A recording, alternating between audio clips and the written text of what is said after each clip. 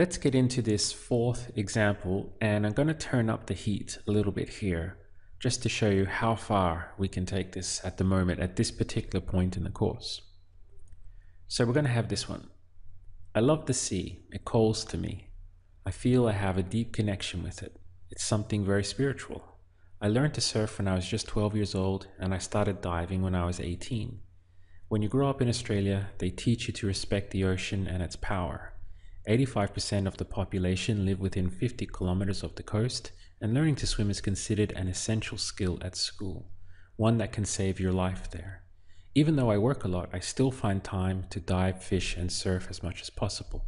It's very important for me. Although this looks very daunting at first glance, remember that it's always just a case of breaking things down step by step, so that's exactly what we're going to do now. We begin with I love the sea, and this is a handle. I love would be me encanto. We have I would love, me encantaría, but simply I love, whatever it is me encanto. And the sea, el mar. Me encanto el mar. It calls to me. The verb to call is one we've covered. It's llamar, llamar. So let's just throw it in. Looks like that, llamar. So what we want to express is it calls to me. Okay, so it would be to me, me, it calls. Just get rid of this present tense, me llama. To me it calls, me llama. Now we have I feel. So let's look for the verb to feel. We have sentir, sentir. So put it in. Now, at first glance, if you didn't have any previous experience with this verb, you would probably just get rid of the ending here and put in o and have siento for I feel. But there are a particular group of verbs in Spanish where the middle explodes, and it explodes in this way, siento. So instead of having siento, over time, somehow the people developed this pronunciation of siento, and there are a particular grouping of Spanish verbs that do that. It's something that we'll cover a bit later in the course, but it would be siento for I feel. Also, that's a good example of why we have to pay kind of individual attention to irregular verbs, because they just don't follow the rules like the rest. Okay, so I feel, siento. And here it's implying that I have, right? I feel that I have, so we throw in our que. Siento que. I have is tengo. A deep connection with it. The word connection here is what we want to concentrate on because it's going to decide other things about the sentence. So let's try and get that first of all. We have conexión, which makes sense, right? Because it's an Iowan word, belongs to that group of cognates. So it's going to be la conexión for the connection. And the sentence is saying, I feel that I have a deep connection. So remember in Spanish, first we say what it is and then we describe it. So it would be una conexión, because it's a feminine word. Now we have to say, describing that, so it would be, the word for deep in Spanish is like profound, profunda. Ending in A, because connection is a feminine word, so we describe it also, where possible, in a feminine way. Siento que tengo una conexión profunda. This one now is curious as well. It's actually quite interesting. We're talking about the sea, which is a masculine word. And in Spanish, they wouldn't say con lo. For example, we use the word lo a lot for it. they wouldn't say that. Instead, it would be with him, con él. Because we're talking about a masculine word, el mar, so I feel that I have a deep connection with it, would actually be with him. If this was a feminine word that we were talking about, it would actually be con ella. So it's something quite nice about Spanish that they do that, and you'll enjoy getting opportunities to use that in your own spoken Spanish as well. It feels nice. It's something very different from English. So once again, with it in this particular instance would be con él. Next up we have it's something very spiritual. So this bit is going to be easy. Es algo muy. Now spiritual is very close in Spanish, so just throw it in. It's espiritual. All they're doing is just adding on an E to the front of the word here and changing the pronunciation. So quite easy to remember, right? Espiritual, just like that. Now we have something in the past I learned. So the verb to learn is aprender. Let's check. Aprender. Now we're going to thread it in and manipulate it. So I want to say I learned to surf when I was just 12 years old. So this feels very much like a dot in the past, right? I mean, I'm saying at that moment when I was 12 years old, I learned to surf, dot. So a dot past here with I learned is just going to be aprendí. Do you remember how we had that handle going to? We have boya, basa, and it's always being followed by a. There are a grouping of verbs in Spanish that tend to do that. It's not just with to go, ir. To learn is another one. It tends to be followed by a. I learned to, and then whatever. Aprendí a, whatever it is. You'll get used to that just over repeated usage of always throwing in an a after when you're using aprender. We have a verb here, to surf, which is curious in Spanish. They just took it straight from English and they turned it into a Spanish verb. Surfear, I guess they would pronounce it. Surfear is to surf. So pretty easy to remember. Aprendí a surfear. When is cuando. I was just 12 years old. We're talking about age here, so we're going to be using the verb tener. And as we know, with tener, it's one of those verbs that tends to fall into the line past. It's only in specific situations that we use the dot past with that verb. More often than not, we fall into the line past with tener. So this I was would be tenía, literally when I was having 12 years old. So we have tenía. And then 12 years old would be 12 años.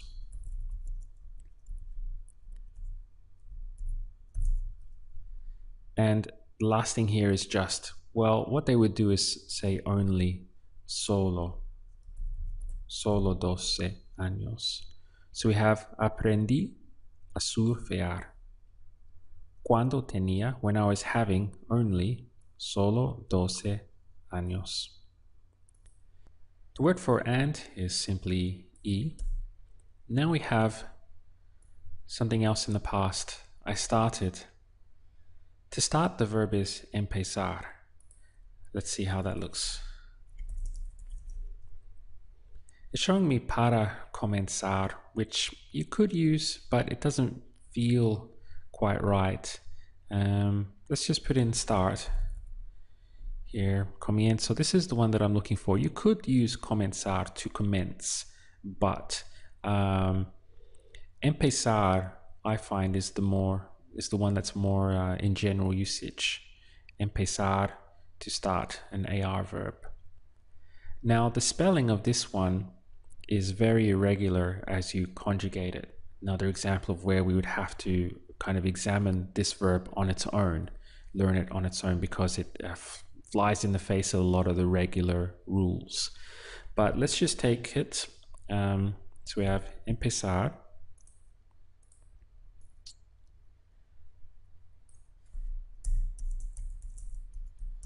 Empezar, to start. And I'll show you now how irregular. We want to say, I started diving when I was 18. So this is a dot, right? A very specific point in time. So we know we're in the dot past. And then this would actually go into being spelled like this, empecé. So the spelling is actually quite irregular of this one all the way through, even in the present tense included. So it's something, a verb that we'd have to look on kind of on its own. But for now, let's just get over the hump by accepting that this is I started, empecé, diving. This is another word where, another verb where you tend to throw in a afterwards. So I started to, or I learned to. It's nice that they're congruent there on the slide as well. You can see they belong to the same grouping of verbs where in Spanish they tend to follow this a afterwards. Now we need the verb for diving. That's going to be bucear. Let's check. To dive, bucear. So empecé a bucear when I was 18. Here we have the same example. Okay, we're going to be throwing in tenía.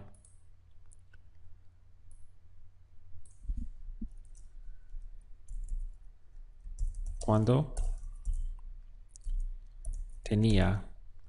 The number 18 in Spanish is 18. Let's sound it out. It would be D-E-C-8. 18.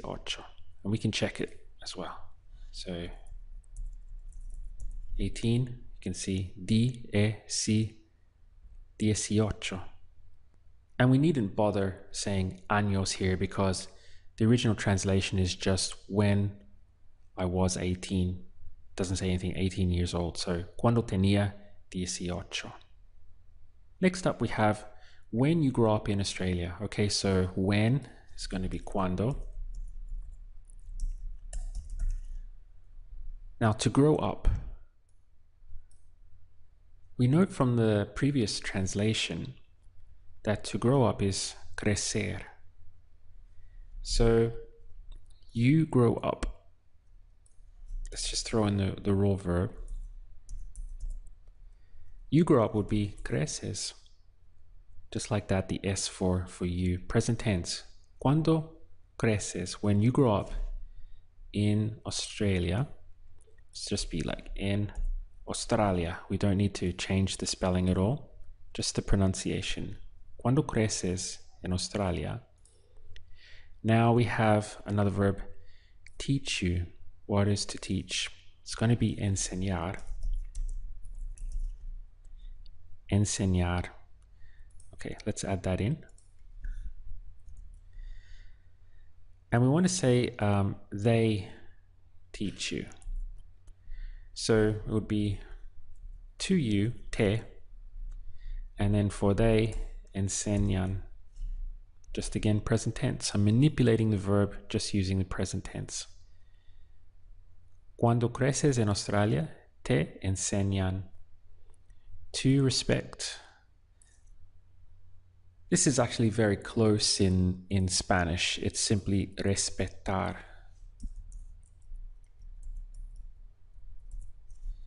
We just get rid of the C. Respetar is to respect. Now, going back here, we had this group of aprendí a and empecé a.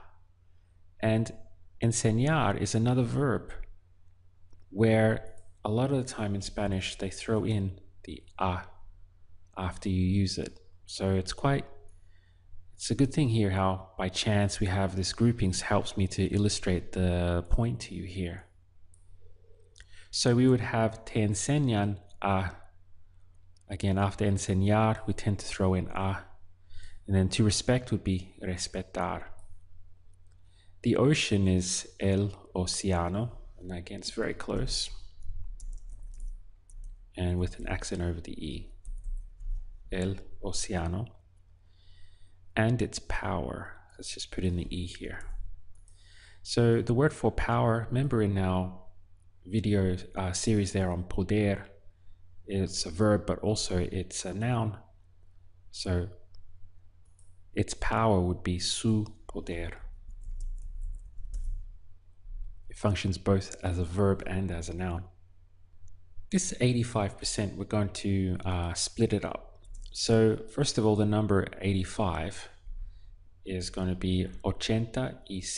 So 80 is 80, y cinco, literally 80 and 5, 85, 85. This is por ciento. Por percentage is written like that. So we have 85%, 85% of the population. So let's check this word. And it's población, is population, another ION word. So we're getting a lot of use out of that group of cognates. So 85% of the would be de la, and la because población, right? It's a feminine word. So 85% de la población live. To live, the verb is vivir. Let's check. Vivir is to live. Okay, let's use it. And we want to manipulate this to say 85% of the population, they live within. Okay, because we're talking about a group of people, the population. So we just manipulate the verb in the present tense like that. Viven, they live within 50 kilometers of the coast. So let's have a look at within again. Let's assume that we don't know what that is. It would be dentro, and specifically it would be dentro de, because we're throwing in a number. So it would be dentro de. The word for 50 would be cincuenta. Cincuenta. And kilometers is very close. Kilómetros. Kilómetros. Viven dentro de 50 kilómetros of the coast. So again, we want to concentrate on this word here, coast. It's going to be costa. Nice and easy. Costa. You can think of famous places like Costa del Sol, coast of the sun, or sunny coast, right, in Spain. And this would be de la, once again, de la costa. Let's put in and as well, y. Okay, learning to swim. In this case, Spanish would just put in the verb to learn. And we could say that also in English. For example, 85% of the population live within 50 kilometers of the coast, and to learn to swim is considered. So you could say learning to swim, or to learn to swim is considered an essential skill. In Spanish, you wouldn't really have that much of a choice with it. They would tend to go with the full verb, aprender, to learn to swim. So here we have aprender. Now remember, aprender, we tend to throw in a afterwards. So we're going to put in a here. Aprender a, to swim, be nadar. That's a verb we've done before. Y aprender a nadar is considered. So considered. Let's check in case you don't know what that is. I think it's going to be considerado. Considerado. So very close. So it would be es considerado. It is considered an essential skill. So here we have to find out first of all what is skill, and then we'll describe it, right? First we say what it is and then we describe it. So skill, you would go back and check it, and it's saying habilidad. Almost reminds you of the word ability, habilidad. So it would be a feminine word. Let's just make sure by typing in the skill. It's be la habilidad. And the reason we need to know that is because we have to put in una here. So una habilidad, and essential is very close. It's just esencial. You can see it here, esencial. So we have una habilidad esencial, an essential skill. At school will be, say, in school, en la escuela. Now we have one that can save your life there. This one is going to be una. Why? Well, because we're talking about una habilidad, a skill. So a skill, an essential skill. One, see how it wants to match there? This is a good example of just how obsessed Spanish is with agreeing and matching. So because we're talking about a feminine word, una habilidad, a skill, then one that can save your life would also be una. That will be que. Save your life, puede is can, right? It can. To save, we have a verb here now. So this is a handle. Let's check it. To save would be salvar. So again, nice and easy to remember. And then your life would be tu vida. Oops. There, allí. So we have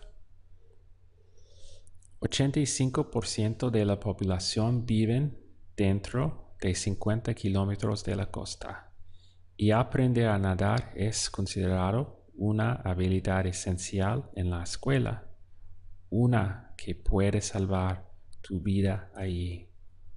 Here we have some superglue. Even though is aunque. Aunque, even though I work a lot, trabajo mucho. And if we wanted to take that from the raw verb trabajar is to work, so just in the present tense for I work would be trabajo mucho. I still find time. Well, this again is more superglue. Still is todavía, and remember that we throw it way up the front here, so it would be still I find time. Todavía I find is encuentro. Now, how did I get that encuentro? Okay, so let's go back to the verb to find. Encontrar. Now remember that I told you sometimes the verbs explode in the middle. So we have sentir going to siento. And this is another example of a verb that exploded in the middle, because we have encontrar, right? This is the full verb to find. But notice when I went to I find, we had this explosion in the middle, encuentro. So again, this is another verb where it's kind of not obeying the regular thing that we can do with other verbs. So it's a case where we have to study it individually. So I find encuentro. Tiempo, time.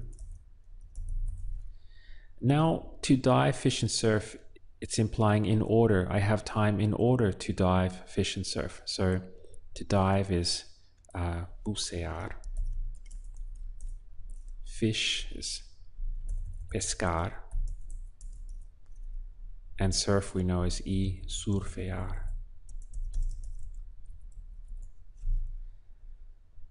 Next we have here as much as possible. We're going to take that entire phrase and just throw it in. It should be todo lo posible. This one here, todo lo posible, as much as possible. It's just something, a phrase that you would learn on its own. It's very useful if you think about as much as possible. Todo lo posible. And nice and easy at the end. It's very important for me. Es muy importante para mí. So there we go, the complete translation. Quite a long one. There's just one thing that we need to put in, which is our para here, right? Because that's implying in order to. Even though I work a lot, still I find time in order to dive, fish, and surf. That's our complete translation. And what I wanted to do is give you kind of like an idea of what it takes to storytell and speak in paragraphs in Spanish. You can see that what we're basically looking at is structure. So if you're noticing gaps or things that you've forgotten, especially with your verbs, it's very important that you go back and revise that, because you want to build on a solid foundation. Otherwise, when you start entering into conversation, it's all going to fall to pieces. So we want to make sure that our ability to manipulate verbs is very well defined and something that's deeply learned, so that you can manipulate the verbs to say what it is that you want to express. The verbs is like the backbone of the language. So the other stuff like vocabulary is really just dressing. It's kind of window dressing. It's very easy to grab words like what is the word for considered or what is the word for essential. It's easy to quickly grab those. The harder thing, the harder challenge that we face is really with verbs and manipulating verbs. So I hope this was somewhat of an eye-opener for you, that even at this stage in the course, you have the ability to take on these kinds of translations. But obviously you're going to make mistakes, and there's still a massive amount that you can learn from them. But this is all part of the process. The main point is that to realize what you're looking at here is pure structure. And so that's why it's very important that we study our verbs well, because it really does make all the difference when it comes to entering into conversation and speaking in paragraphs.